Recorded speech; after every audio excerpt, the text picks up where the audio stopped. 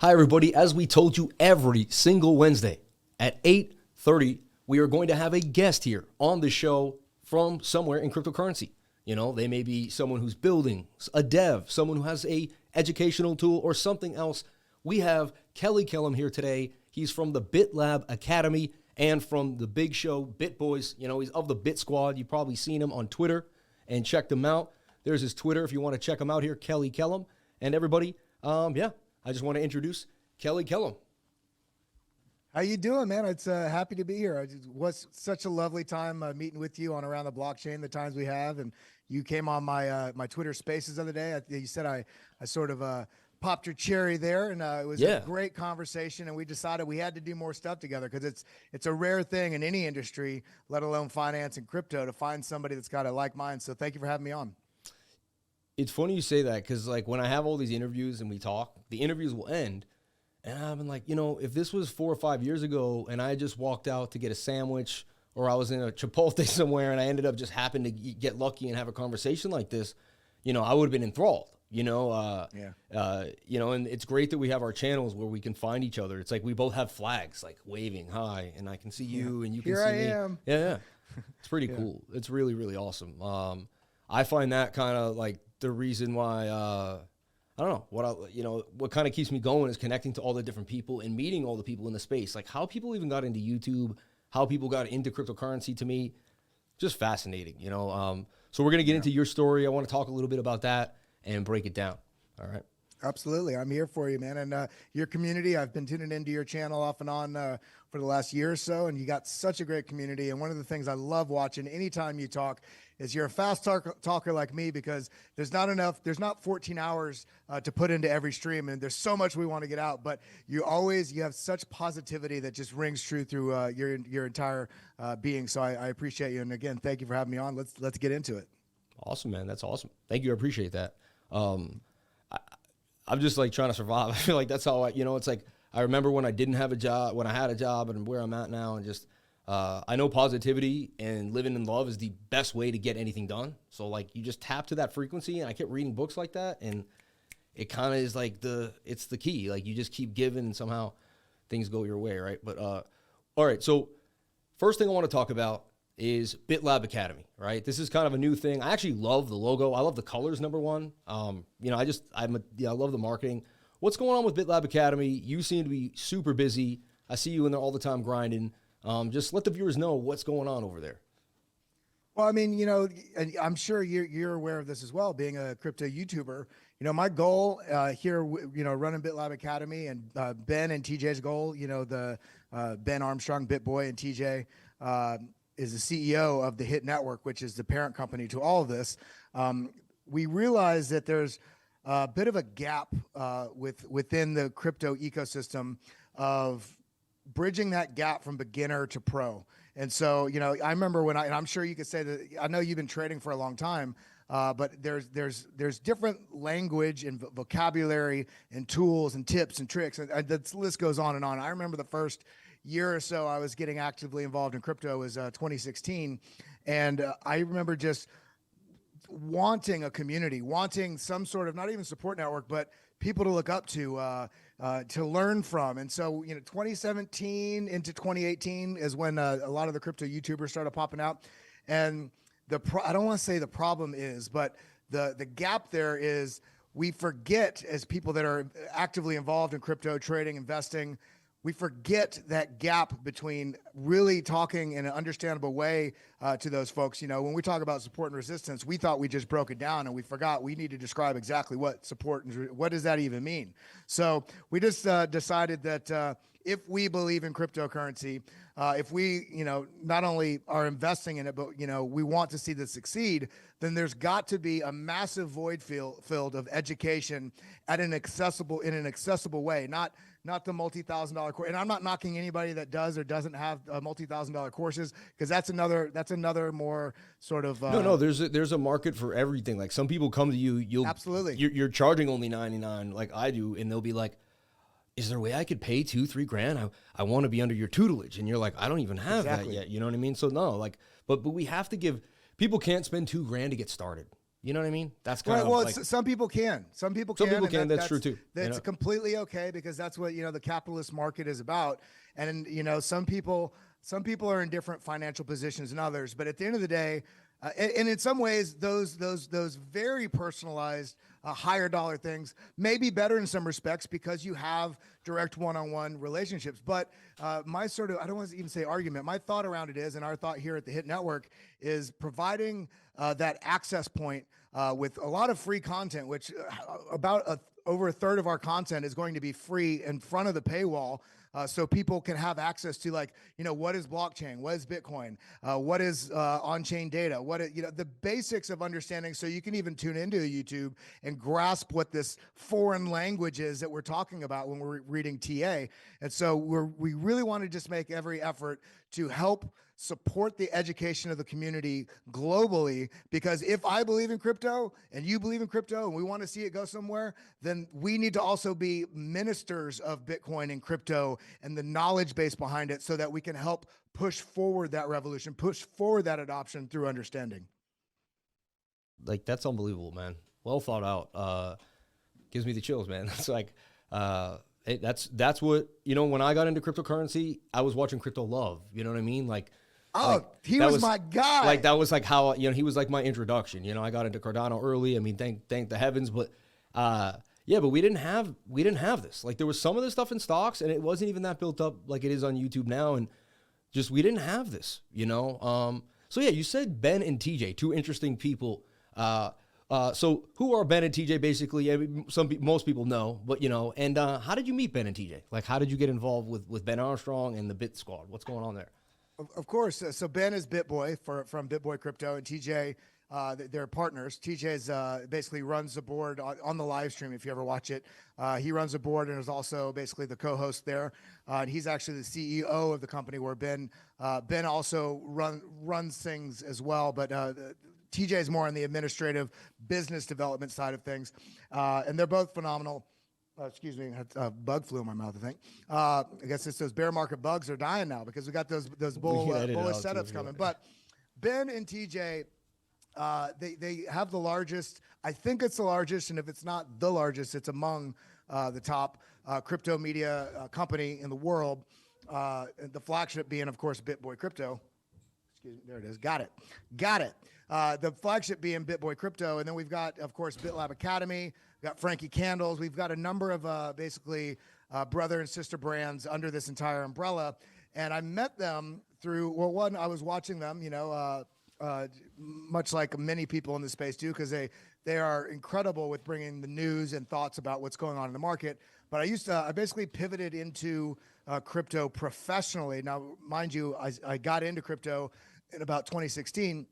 I pivoted after the debacle of 2020. I'm not sure if that's being demonetized still or not, but the debacle of 2020 that basically shut down world economies. I've been a musician my entire adult life, and I also had an audio company in New York.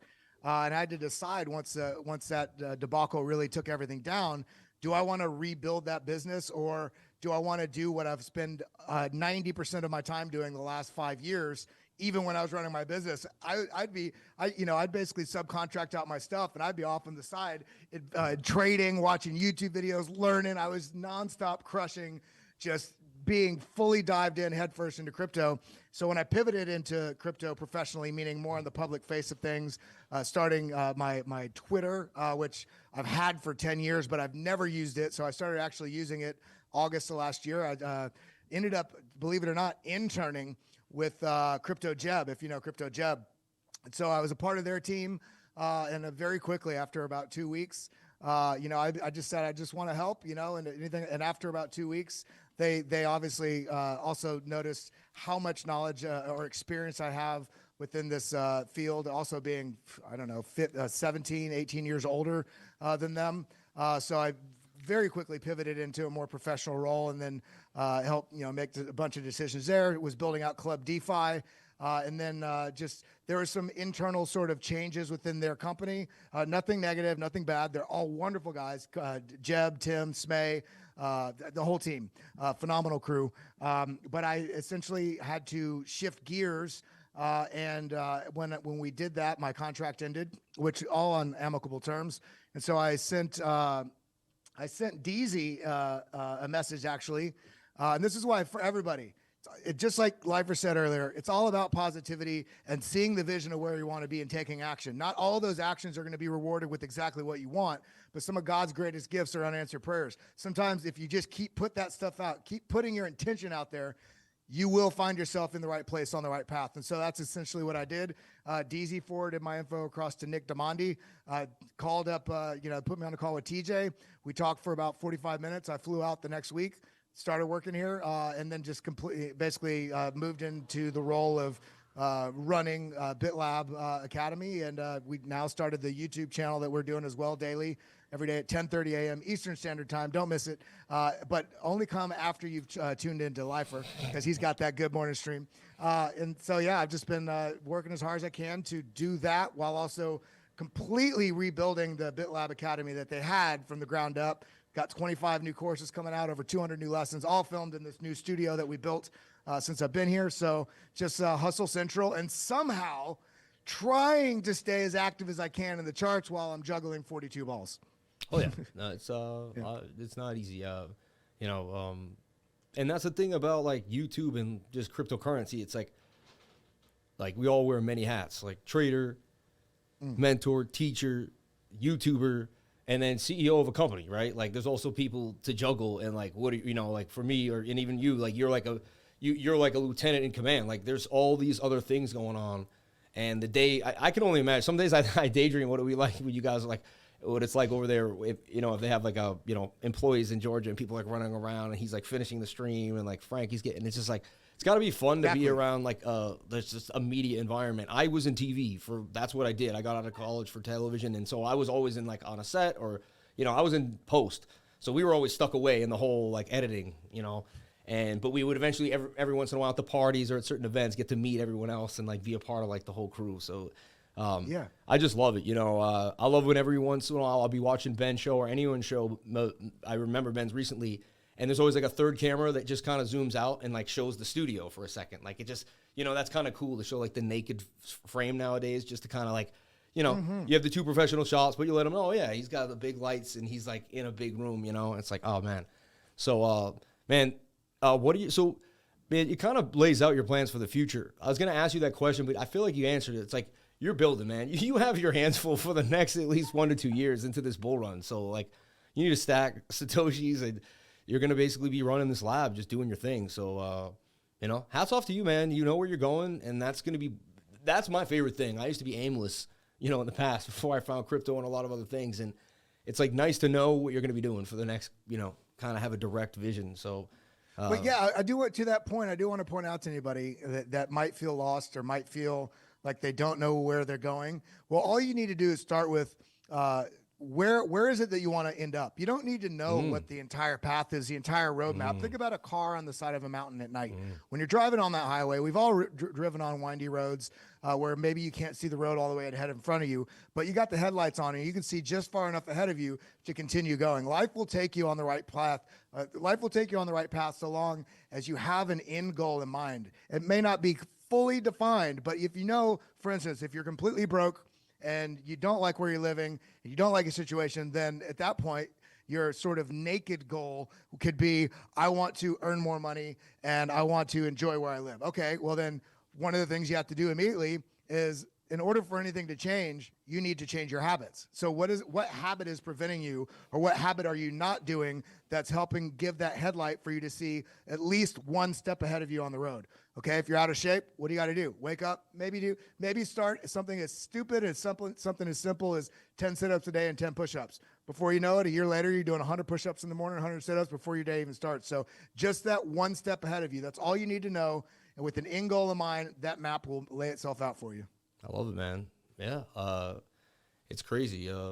I attuned to a lot of that stuff. Jim Rohn, I don't know if everyone knows that dude, but I would just sit there and listen to all these types of videos, and even like self-affirmation at night, like money is my friend. Like, because I used, you grow up, if you're like me, I grew up like lower middle class, and my dad was hardworking, and it's like money was this hard attainable thing that like I was afraid of, you know what I mean? And I had to learn to love it so it could love me, right? So like I had to kind of change my thought process and relationship because like, or in find the habit, like you're saying. So like I looked for people online to mentor me, right? I mean, in a way, you know, like I look back in the past now and I realized when I was searching YouTube, I was actually looking for a mentor. My dad was getting older. I was looking for someone that understood, you know, and I wanted to get into finance and no one in my family knew anything about it.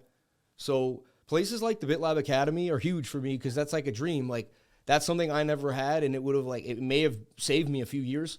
You know what I mean? And, man, your passion is like, I know your like you're the man for the job. Like I can hear the passion. So, I appreciate it. Today was a crazy day. Right, I don't know if you were watching the markets. I was just live streaming. You were like, "Am I jumping binoculars, man?" Yeah, binoculars. I'm like, "Hey, what's he saying? Let's do it." Yeah, and for sure. So the FOMC, I always just love watching Powell like do his thing, right? And so we have this, you know, the Federal Reserve raises the interest rate a quarter point. We kind of all knew that was coming, right? That was on the radar, right? And you know, so like.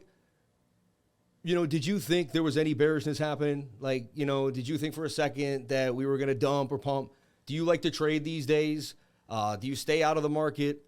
You know, just wondering kind of what you did today, you know, how the data affected you and what you kind of, you know, did you have a foreshadowing or an idea?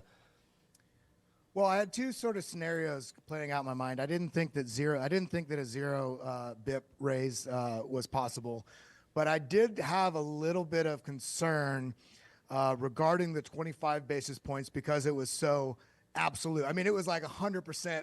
And I'm like, you know what the market likes to do is it likes to shake out the most people, right? It likes to upset the most people. When everybody thinks something, it has a tendency sometimes to shock the environment. So I did, and I spoke about this on the Bitlab daily stream 2 days ago, yesterday morning, that I did see a small likelihood. It wasn't like a 45% likelihood, like 15% or less, that they raised 50 basis points and then the market would tank and then come out in the press conference and announce that something like, okay, we're done doing interest rate hikes now, which I thought is, you know, that could be an interesting shake in the market. So I was thinking about that. In terms of trading the day, I don't like trading a day like this when you have massive, impactful global economic news, because we have to remember the Fed, we're talking about the US dollar.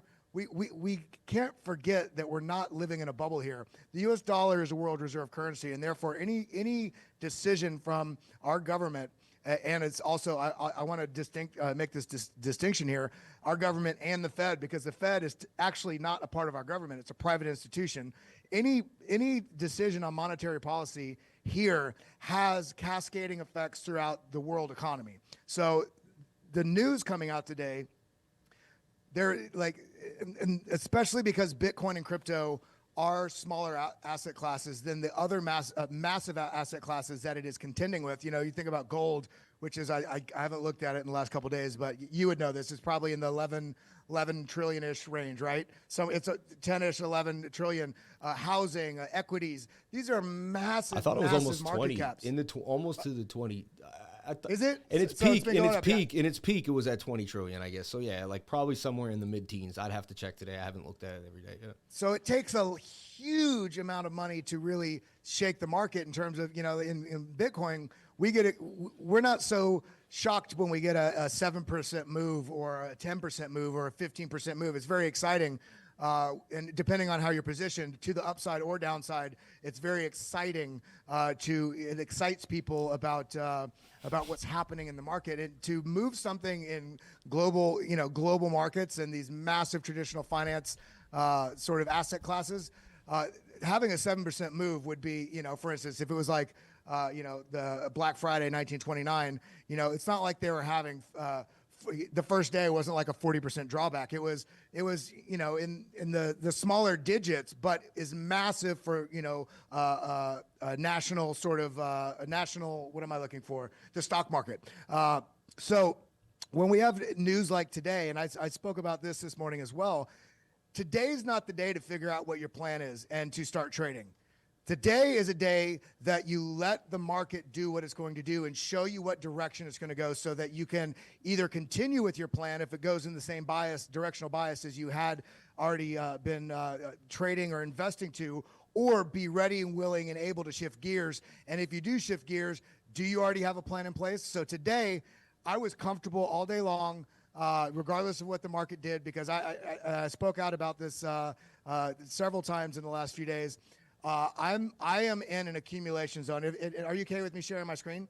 Yeah, of course. Why not? Yeah. So I just wanted to share this here. Hold on, I got to make the screen, but there we go. So sharing my screen here, I believe that we are somewhere in, essentially this region here. Similarly, I have a separate market cycle cheat sheet here that doesn't show price action, but what it does show is it does show basically the action steps that are typically the most consistently profitable, depending on what part of the cycle you're in. And we have to remember there's a macro, a midterm, and a micro cycle, being the month and weekly chart, being the daily chart, and being the hour or minute chart, because this is a full cycle right here. This is playing out on the hour chart here, and this is the month or year chart. So I do think that we're somewhere in this region here, whether we're looking to confirm or we're going to have another rejection down. Either way, I think based on the time frame of what's going on with the 4-year cycle in the market and what's going on with where we're at in price action, any pullback here, I'm looking at that as another opportunity to participate in this accumulation zone. Why is that? I'm buying a whole Bitcoin, no lie, yeah, on the next pullback, like a whole one. But why is that? Look at this. This is where smart money buys. These lows. This is where everybody got excited, whether it's at 17,000 in the prior bull market, the 2017 bull market, or when it hit 64,000 or 69,000. This is when I call it the Aunt Linda, Uncle Larry indicator, when everybody that's never talking about crypto ever, everybody's starting to talk about it, and they're so excited to buy up here at 67,000, and then when the market tanks, they think that it's a scam. No. You are buying, you are giving your liquidity to the smart players that bought it here and are taking profits here. The only way they can take profits is if you sell at these levels. So, I mean, I'm just accumulating as much as I can at these levels. Really, anywhere under 30,000, I'm looking at as very strong accumulation zones right now. No, when I look at that, like it looks like a Wyckoff, right? Is that like somewhat of a Wyckoff accumulation or something, right? It just... to people that had never heard of it, there was a guy, right? Like his last name was Wyckoff. Must have, I should know exactly the time, whether it was like the early 1900s or the late 1800s, or it was. I think it was like 1880s, 1890s, like a long time ago. This is before computers and trading view. He's sitting there watching people get fleeced, like and he's like, and he starts kind of putting it together, and he's like, and he literally drew market cycles, and he basically were like, oh, smart money loads, they get things excited. You see the commercials, they'll work with the news, they'll get something hype. Right? They'll get everyone into it. You won't know about it when they're buying it. You know what I mean? There he is, man. Bang. Look at the Wyckoff right here. And, so this is just like, this is awesome data here. Just good alpha. And if this is what he's dropping now, imagine what he's got in the lab. You know what I mean? So, and this is this is emotional traders. Emotional traders buying here and then capitulating, and they drive the market back down. Smart money buys, and it just go rinse and repeat until essentially what they do is they keep trying to push it lower, and smart money's buying, and then they go all the way to this point. They call it the spring, because then we have a lot of people at this level. They push it just past this basically support zone, meaning a price action level in which price has tended to respect and buyers come in. They push it past that, so short sellers come in and they get the market, bear trap, the emotional market. Yeah, they get the emotional market bearish so they can get more liquidity coming to the downside, and then the buys come in, and so this is just the market trying to shake you out if you don't have an action plan and a strategy. It's amazing because you made me realize, like, when I started trading before I got into crypto, thank God. So, like, I did a lot of my, like, buying green candles, at least a few years before I got into cryptocurrency. But then when I got into crypto, I thought I was in this new asset class that was never going down, right? I had found the golden ticket. Golden goose. And I was like, well, it's brand new. And I got in under 100 million market cap. Like, this thing can't go... the number one saying that, like, no beginner trader should ever say, or that, you hear, is like, it can't go any lower than that. You know what I mean? Like, always, like, I laugh at myself because I hear myself saying that, and then I hear myself, like, looking at a chart, like, man, it really can, huh? Like, but yeah, so now one thing that I noticed, right, they're going to change CPI data, Like, is this true to like 1 year instead of 2 years? And they're going to take the year last year, which was the highest. So next year is going to obviously look lower, which is going to let them print money. That's how I looked at it. Honestly, in a view, I was like, this looks like we may be in for a bit of a Bitcoin pump here to maybe 30, 40K. Like, this pivot is big. I was waiting for a pivot. Today, the dollar tanked completely. Like, I mean, a bearish engulfing candle on the 1 hour. It was disgusting. Like, it was what you want, you know. How do you feel about inflation, right? Do you notice prices? You live in New York City. I lived there for 20 years. Do you notice prices changing? What's going on? How do they somehow change inflation? But everyone around us says that the prices really aren't going down for goods and services, right? Well, I think, we noticed it when it was a large jump also because it was quick. I don't think we're going to notice a disinflation, which looking at the data, and let's all be honest, the data is definitely skewed a bit, but I think the data is coming down in, percentage points when the inflation went up in double-digit percentage points. So I did notice, my wife and I were talking to, like, even when we like getting groceries, simple thing, like it probably legitimately cost about 15 to 25% more, over 2022 to get our groceries. And it kind of depended on if we were getting more fruits or if we were getting more fruits and vegetables, or if we were getting more meat and milk and eggs, because they all had different stages of inflation. Also, we have to also contend with the fact that it's not just that the global economy shut down, but there's also massive supply chain issues that just absolutely compounded all this as well. And then China closed back. I mean, this has just been, to be very honest, as much animosity and frustration I have with the government officials and the Fed and monetary policymakers and all this. At the same time, I as a human, I have compassion for them, because I don't know how you contend with all this data that's coming out right now. Do you expect it all to go back to normal just because, or do you? And I think that's the battle that Jerome Powell and the Fed is dealing with right now, and they are showing. And I have some charts here regarding what's going on with inflation and what's going on with the market. Where is this chart? I have to share every single time. There we go. So we can see where's my inflation data. So this is inflation rate, and we can see this is dropping.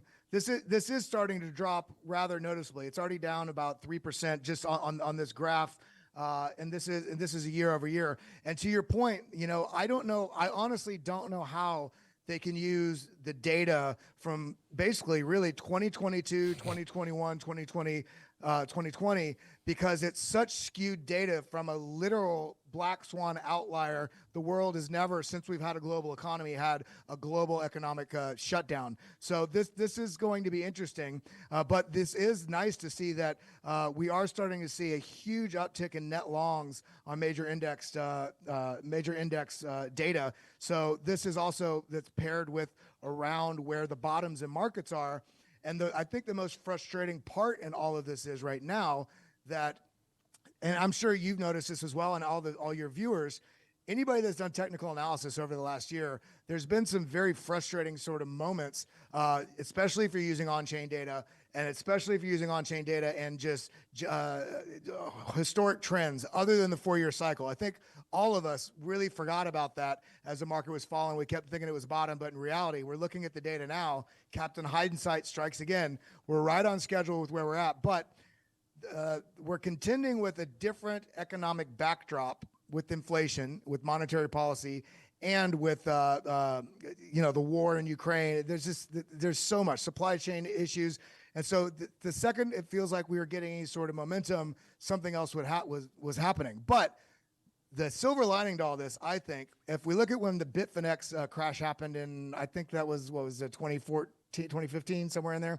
that also marked right about where the end of the bear market was. Well, why is that? If we take the 4-year cycle out of it entirely, we can also look at understanding that every time we look at price action on a chart, what we're seeing is not candles and bars and graphs moving around. What we're seeing is a visual representation graphed of the psychology of buyers and sellers in the market.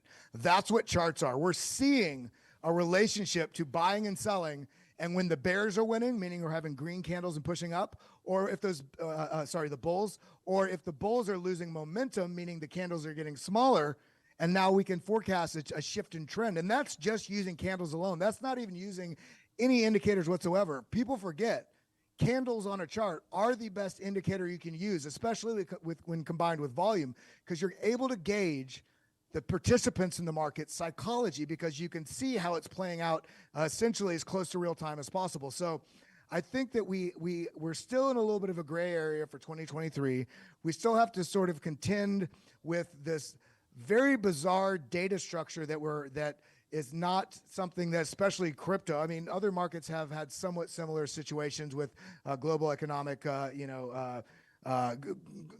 bearishness and headwinds. But now the Bitcoin and crypto are facing those headwinds, and they've never done that in the life of Bitcoin. So we are in a gray area, and we need to protect our capital, and we need to practice good risk management, because I don't think it's over for inflation. I think it's going to linger. Everybody is expecting the Fed to pivot. And the last thing I'll say about that is everybody's expecting when the Fed does actually fully pivot that the market's just going to launch from there. That may happen. It may happen with Bitcoin and not the stock market.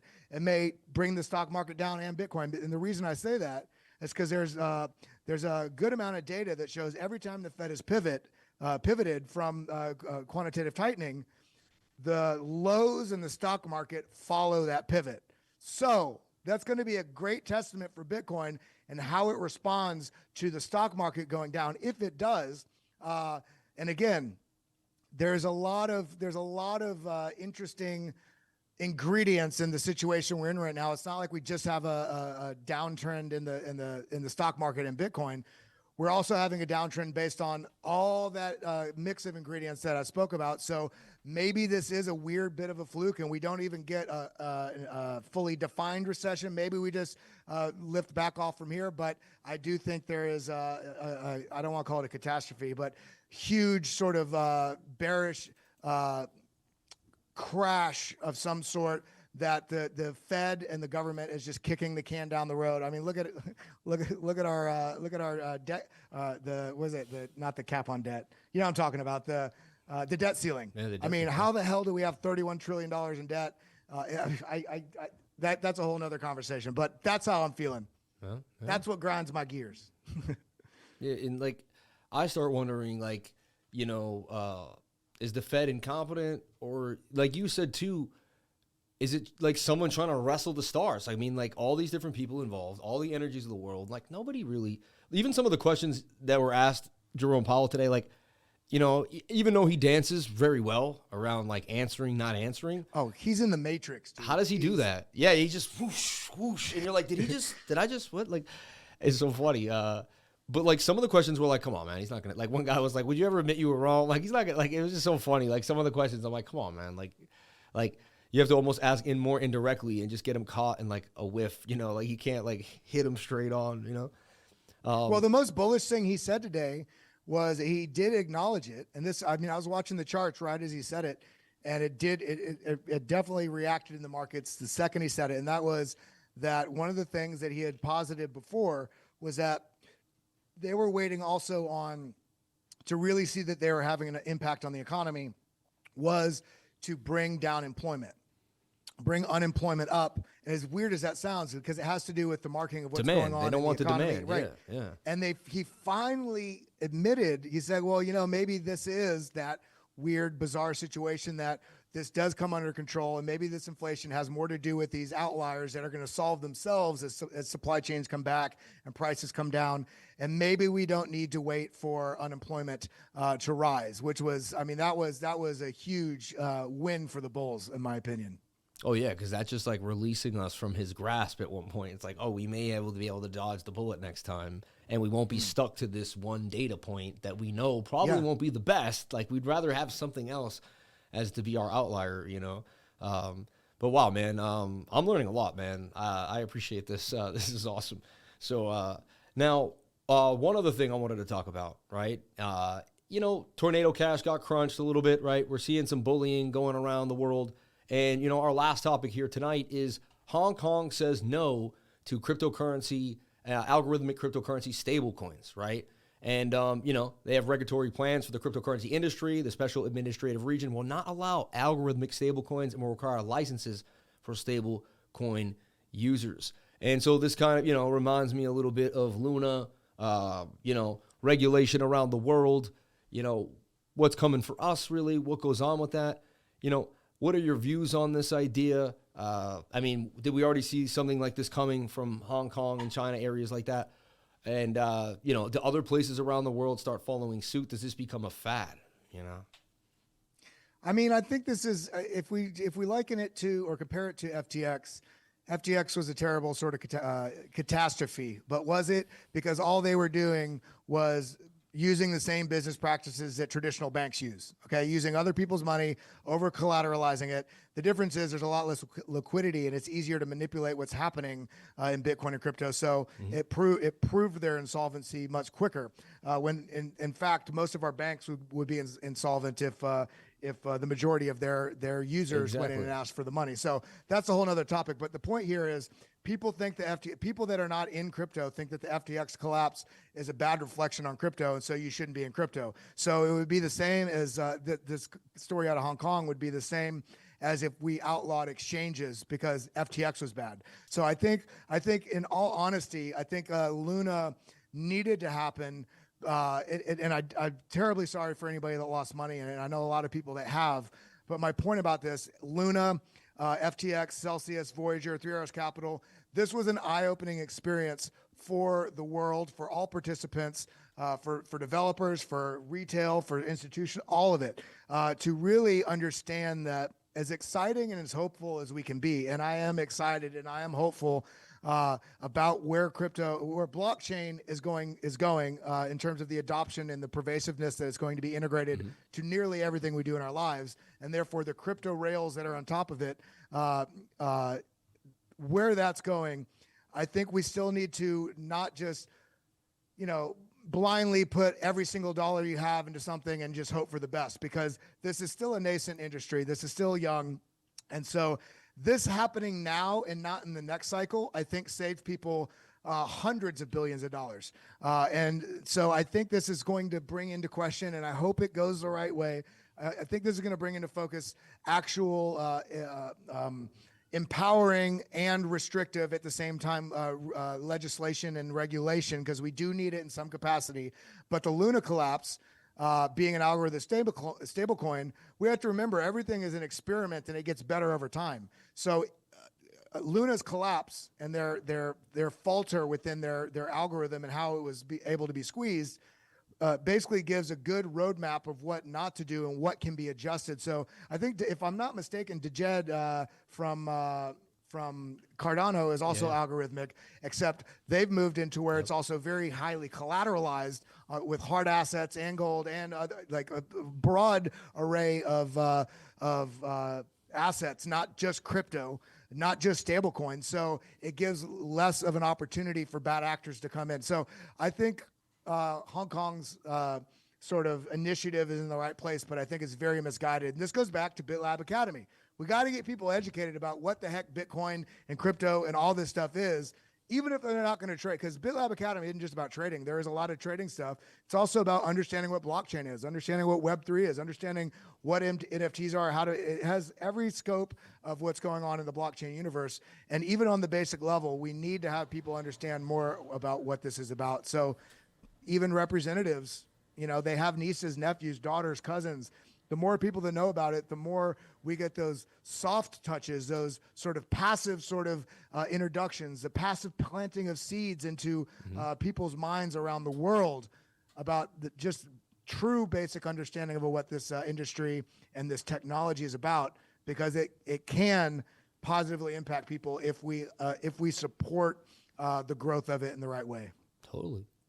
I mean, funny, you kind of had me thinking about something interesting, because with the DJED stablecoin, they said it's over collateralized, right? I'm going to deep dive into that, but that's kind of cool. So like it should have more than it needs to sustain, right?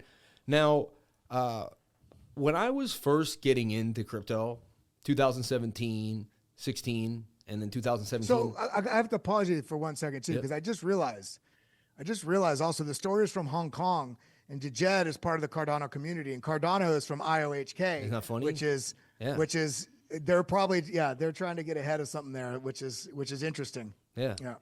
It's weird, right? Input output. So this was kind of something I was going to bring up, and I don't know if this is, it's funny. You just gave me an epiphany. My question wasn't this, but now you gave me another idea to add to. It's like how it came as it happened at the same time. Here's the idea. So we have Cardano. It makes the stable coin, comes out, right? When I first got into 2017 and 16 first, and then I started researching in 2017 hard, I found HBAR, right? And I found it's going to be this different way, and it's going to use like, a different kind of type of blockchain, right? It was like, and it was Swirls. It came, I looked up Swirls and the dude, and I researched the guy who made it. Forget his name at the time, but I was like deep into it.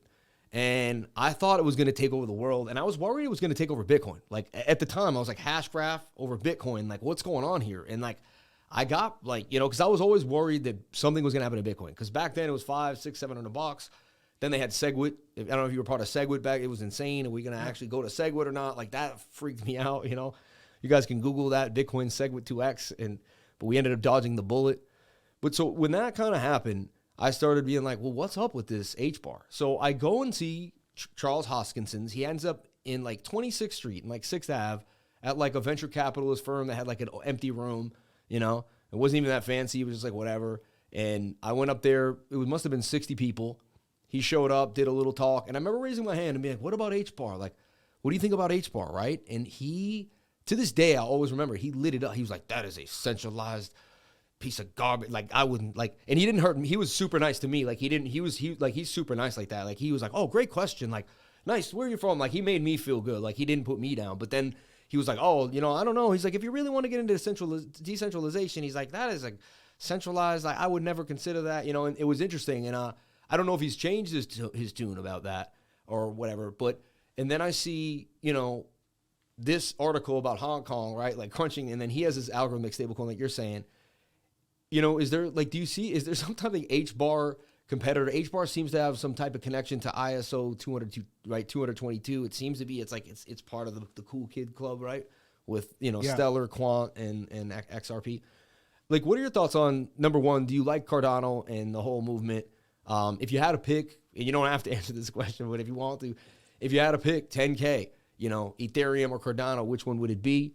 And like, do you see there's any, like, are they trying to get ahead? Like you said, you can elaborate kind of on your epiphany here too with this article, right? Are they trying to get ahead of something? Like, I think funny thing I was just thinking was, I don't know why I would have to pick. And then I thought, well, I live in New York. I have to pick stuff all the time because I don't have it. Like, for instance, I can't buy Cartesi, HBAR. And I'm talking about if I'm buying through Coinbase. I mean, there's a number of them that I can't buy. So if I had to pick one or the other, I would honestly, where it's at right now, and the problem with the question for me is like, what's the time horizon? I think right now I would pick Ethereum, with the caveat that March is interesting because of the new upgrade, unlocking with the new update to the Ethereum blockchain. But I think I would pick Ethereum because of the broad use case and the multiple layer ones, multiple layer 2, layer 3s, bridging, NFTs. There's a whole world living on top of Ethereum. And I think that just looking at how I've mapped out the charts, I think that if we're talking one cycle, for instance, I think that Ethereum over the course of the entire cycle, from what Ethereum's low is to what its high will likely have a higher percentage gain than Bitcoin. But the true answer is I think that diversification is really, no matter what assets you're trading or investing in, diversification is an absolute necessity. So if you do only get Bitcoin, let's be honest, you have your life also involved in the fiat world and all these other things as well. So that's a diversification in itself. In terms of Cardano, I actually right now, I don't want to, I'm not going to say this out loud so you guys can figure it out. The coin that I just said that I would get over Bitcoin, I may or may not have it right now. I'm very, very heavy in Cardano because of, there's just been so much continuous development on it. If you look at the timelines from when Cardano was released to when smart contracts came to all the upgrades they did, we feel like they've been years behind. But if you put them on a lineup with Ethereum, it's actually been faster in terms of how quick they've met those goals, even though it feels like a long time. The fact that they've methodically and basically with a scientific method basically gone through and worked out their issues, I'm very, very bullish on Cardano, especially if all of us are investors, traders, or trying to be one of those options. Look at when we're trying to find an asset that's a gem, what do? We look at fundamental developments over time, especially if price is moving to the downside, the speculative value is moving down while fundamental growth, utility adoption is going up. Yep. That's giving you an indication that this might be a good opportunity to get in. Now, if we look at Cardano in the same way, look at the infrastructure that they're working on building with one of the fastest growing economy in the world in Africa. So if that's a fast-growing economy in Africa, and Cardano is integrating, blockchain on the Cardano chain, that is going to exponentially not only drive the adoption rate, but the utility and all the people there will also be very more naturally integrated into the Cardano ecosystem. So just looking at that alone, let alone the actual fundamental quantitative and qualitative analysis of the data that we can see the adoption rate and the strong community within Cardano. But then, I'm looking at that. And then I'm also really looking at Web3, because Web3 is not, in my opinion, hadn't even started yet, because every site that says it's Web3 I go to, and it's a Web2 site that has one tab. The word Web3 on it, yeah. And so as a Web3 starts to really get integrated, decentralized storage like Filecoin and Arweave, and then, if we have decentralized storage, then how do we index all that? That's stuff like the graph. So you can actually utilize being able to pull the files and search them and do database, all this stuff that really runs our lives as computers. And what do computers run on? Databases and indexing of those databases so they can move quickly, so then you can build faster applications. So it's kind of like, for me, we're moving into this literal digital metaverse. And so the infrastructure for this new world that's being built is the most interesting thing for me, beyond Bitcoin, Ethereum, and Cardano. It's building that Web3, the Web3 infrastructure plays that I could not be more excited about. I don't care if it's a year or 4 years from now. I cannot be more excited about the bull market, because I have been preparing this entire bear market. Part of that preparation, for a good part of it, was just patience and mapping and patience and diligence and learning. And now that we hit that accumulation zone, it's stacking, being patient, stacking, waiting for the opportunity, stacking. Wait, I messed up. Okay, get back on the horse. Set your stop loss better. Stacking, always getting back on that horse and always adjusting and adapting and improving along the way. You only fail when you finally give up, right? And that's the thing, man. Like, you don't fail if you keep moving. You could die as long as you keep going. Like, I want to die trying, right? Like, I love that get rich or die trying. Like, I love 50. Like, I was going to school right near South Jamaica, Queens, when the album came out, and that grit, that fight, So many people are like, oh, crypto wasn't for me. Well, it would have been. You walked away. Like, it's time to come on back to the Bitlab Academy, to the crypto lifers, come into communities that are here to help you, that are going to be here, that rip through the bear market. That's another thing. We met in the bear market. We grinded through the bear market. So, when I see you at an event, which I know I will, Miami, somewhere 2-3 years from now, it's the bull run.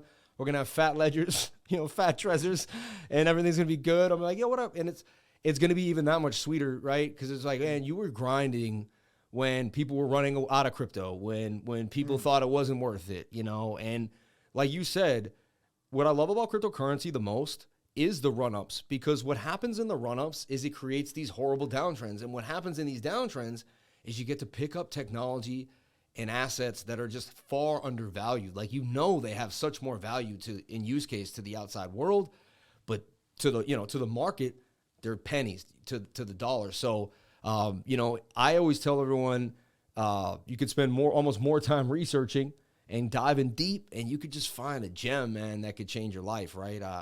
Like, I love trading. Yeah. I always have a trade bag. I have a long-term bag. Like, if you were to give me, 100 racks 30K to 40K right into Bitcoin, Ethereum, XRP, right, BNB, just 4 main stables, then 30 in some more speculative, and then 30 I'm keeping to swing, baby, because like look at Aptos the other day, it's up 4x. Like in the last 5 or 6 weeks, I can name over 10 to 20 coins that are up 5x, 4x. Naka went up a 3x. Gala, it's just crazy what I've been seeing. Fetch AI went up. AGIX is up, I think, from 4 cents to like almost 16 or 17.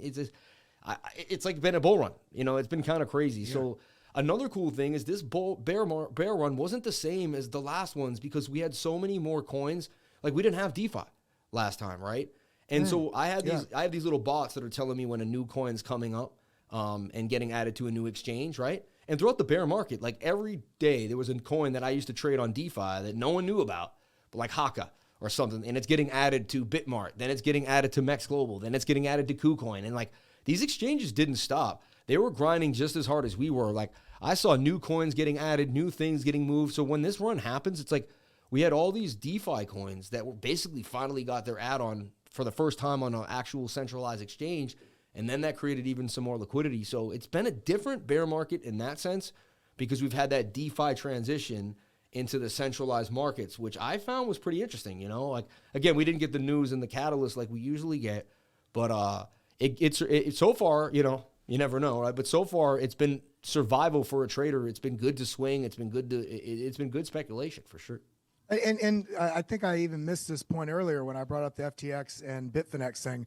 When Bitfinex crashed, it marked the bottom of the bear market because even though it crashed and there was a pullback, it exhausted the rest of the bears. We look at FTX, it crashed, and the market did not go down very much following the crash, respectively, from in terms of the percentage. It exhausted the bears, and we found a floor very quickly. So that sort of marked the end of the bear market. And so one of the last things sort of I can leave you with here is that this is silly as it can be, but this is the best example of the difference between smart money and emotional traders. And I don't know if you've seen this, but it's this right here, the panic seller.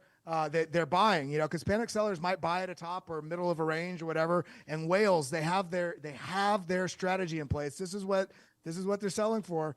And they can't get the panic sellers, short-term holders can't get they can't sell their Bitcoin. They can't get out. So this just watch. This is a perfect example of how the market works. So he's whales being able to sell it for cheaper, but they have a firm price. The panic seller says, okay, I'm gonna capitulate here. I'm gonna go way below that. I'm selling it super cheap. And the whale goes, oh, you're selling it for that price? Well, this is what I can do. I can go ahead and buy it from you. I can buy that bottom of the market where everybody else is panic selling. I'm going to go ahead and buy all your eggs. And then what happens here? What happens when you have all the eggs? That means there's no supply. And then what do you get to do when there's no supply and everybody wants it? Set the price, baby. The price goes through the roof, baby. So have a plan. Have a plan. Otherwise, you become the panic seller, the one that donates his money to the whale when you try to buy back and you only get a fraction of what you had before. Don't put all your eggs in one bag. Wow, that's crazy, man. That was awesome. Kelly, man, every time we hang out, I have a good time. I feel like I learned something. I like to, I end up listening more than I speak, which is very rare. So I appreciate you so much, man. Well, I want to get you involved in one of the things we do. Maybe we can organize something. I know we stream at somewhat similar times. They overlap a little bit, but let's get something on the books, and we can do a video. We can do a video that goes out in the afternoon. One of the days here on Bitlab YouTube. I'd love to ask you some questions and sit down with the notepad because I watch you stream and I watch you trade, and you've got a lot of info in that noggin, and I'd love to pull some of it out and learn from you, brother. I just keep stuffing it in there and it comes out when I need it. This is crazy. But thank you so much, man. I appreciate you. Yeah, I appreciate you too, man. And the Twitter space was awesome. Like it was impromptu, but I had a great time. When I ended it, I felt really cool. The guy, Crypto Vet, right? Dude, so down to earth and so chill. Yeah, I love the whole vibe there. Like I can still remember it. It's still kind of resonating with me. So, man, thank you so much for coming through, jumping on, meeting the lifers, kind of letting them know a lot about yourself, breaking down what goes on. You also have a lot of information about the markets. As you can see, this guy is dedicated. He's a crypto lifer, man. He's all the way in as far as I'm concerned. For life. Yeah, he's a lifer, man. That's what it is. When I die and I'm gone, Like the legacy is that all the people here that just kept crypto going, right? So the lifers, bro. Kelly, any last words you want to say? And, that's it for tonight, everyone. Thank you so much for joining us, and we'll see you next Wednesday for the price report. Yeah, the only thing else I'll say is I want one of the things, and you're doing it in your channel, but all of us can do it also in other channels we go into. Let's encourage positive empowerment and community in every sort of social media framework, whether it's YouTube, whether it's a comment section. If somebody's being in a complete jackhole, respond, not in the same kind, but respond saying, hey, let's be a positive impact on everybody we walk by, every comment we post or read. Let's encourage positive communication and positive growth and just a positive community, especially within this ecosystem that all of us are building. If there's only 2% of the people in the world that are involved, then we are the early adopters. We get to shape how this space is. But yeah, you can follow me at Kelly Kellam, which is Kellam, not UM. Most people type in the wrong name. I'm just calling that out so you don't follow a lot of those scammers out there. But other than that, I'm happy to come back anytime. And in addition to my Twitter, make sure you go, please, and check out bitlabacademy.com. You can also sign up for this newsletter here. Every week we put out some great alpha, some little lessons, also some charts and signals. But you can also, just by signing up for the newsletter, you get entered to win 1 free month of access to the courses and the indicators. And we got a great community here. We got it all. So come and join our community. Let's blend our communities, Bitlab Academy and the Crypto Lifers. But yeah, I'm happy to see anybody in there and help anybody along their path. Really big love to you and your entire community, my friend. And yeah, I'll see you whenever we get on again. God bless, man. Thank you so much. Appreciate it.